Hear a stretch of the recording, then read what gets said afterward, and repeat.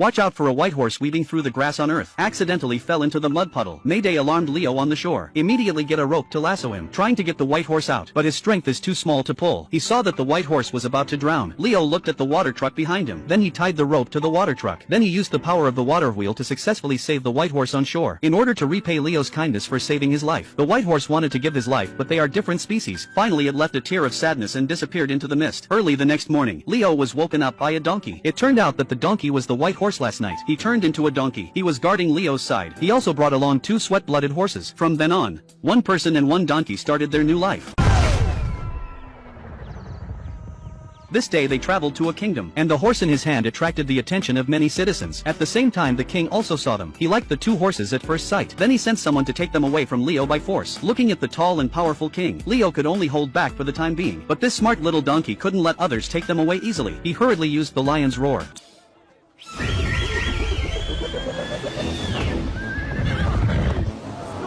And so the 2 horses managed to escape, but the king didn't want to let them go. He immediately drove after them, but before he could take a few steps, soldiers were scared to let go of the hand.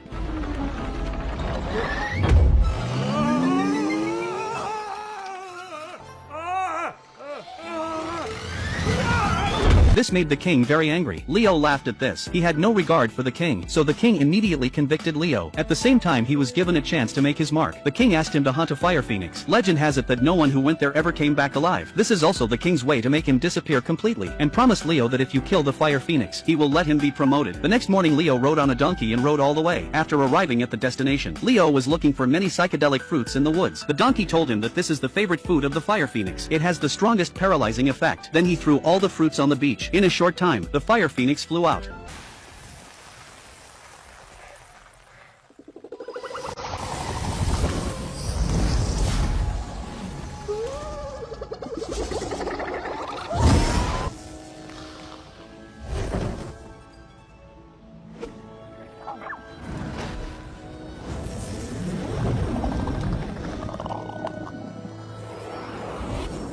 Thus the fire phoenix ate several in a row. At the same time the effect of anesthesia is getting stronger and stronger. In a short time the fire phoenix was like a drunken, walking and swaying and then fell to the ground. Leo rushed to wake up the donkey, ready to go up to the fire phoenix tied up. Unexpectedly at that moment, a claw with fire reached Leo's face. He shouted and turned to run away. Everywhere the fire phoenix passed became a disaster. In an instant the whole forest turned into a sea of fire. Leo held the donkey and had no way out. The fire phoenix extended its claws again. It gestured to Leo to give him the fruit in his hand. Leo threw it out directly. The fire phoenix happily swallowed it in one gulp. Then it fell into the water with a thud. It turned out that the effect of the psychedelic fruit reached its peak. A fire phoenix was chained to death by a man. The fire phoenix looked at the man in front of him, shedding a tear of sincerity. Some soft-hearted man unlocked the chains on the fire phoenix. The fire phoenix instantly had the spirit and nodded to Leo to express his gratitude, then spread its wings and flew straight to the sky.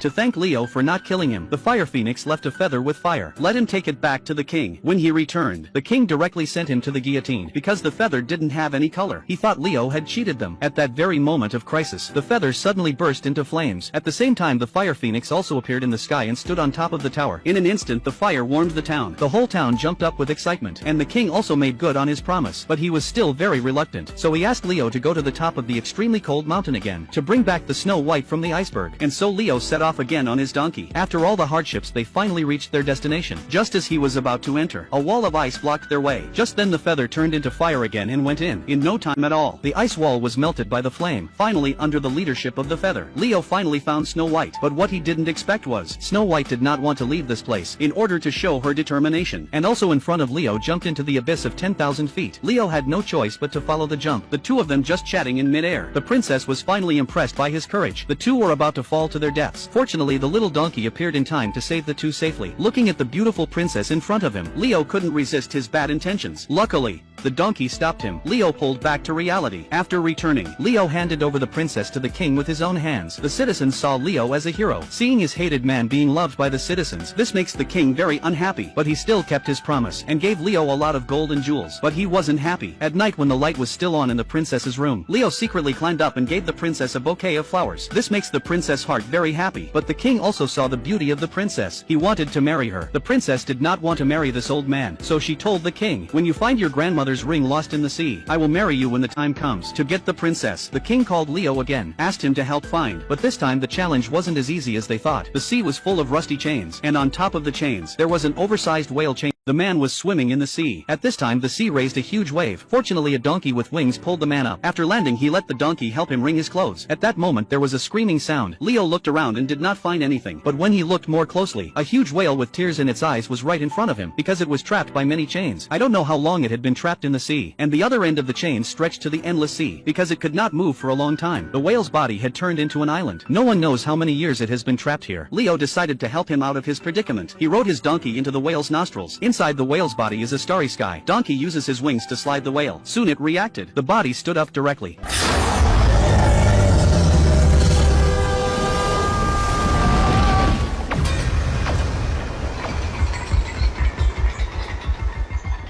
At this moment the whale was finally free, and spit out all the boats in its belly. Then it went to the bottom of the sea. The sea once again returned to its usual quiet. To repay Leo for saving his life, the whale asked the crab to send his grandmother's ring as a token of gratitude. Although the mission was accomplished, but he was not excited at all, because he knew that he would lose the princess when he returned. For the sake of his happiness, Leo made a bold decision. At night he secretly came to the princess' room, and expressed his love to the princess, and asked her to leave with him. Unexpectedly, the soldiers found this scene, and the donkey was also shot by the king. In order to save Leo, the princess had to reveal the secret of eternal life. Who knows, the king is a coward afraid to try, so he decided to use Leo to experiment. At night the princess found the donkey, let it go to the end of nowhere to pick something called the flower of life and death. On the other hand, the king prepared 3 large iron pots. One was boiling hot water, one was bone-chilling ice water, the other is hot milk. As long as Leo did not die in this situation, the king will let him go. After saying this, Leo was pushed down. Seeing that he was about to fall into the boiling water, the princess hurriedly took out the ring and threw it into the boiling hot water pot. Miraculously Leo flew out of the first pot. Then he fell into the ice water. He was instantly frozen into an iceman. Just then the fire phoenix suddenly appeared, throwing a feather into the ice pot. The ice broke instantly. Leo flew out again. Then he came back into the milk pot. But this time no one could help Leo. There was no movement in the pot for a long time. Just when everyone thought Leo was going to die, a fluorescent light suddenly appeared in the sky. It was the flower of life and death that the donkey picked. And so the flower of life and death fell into the pot of milk. Next was the moment of the real miracle. The king saw that Leo came back to life, so he took off his clothes and also jumped in. The result was wrapped in a huge bubble of water, sent him straight to heaven.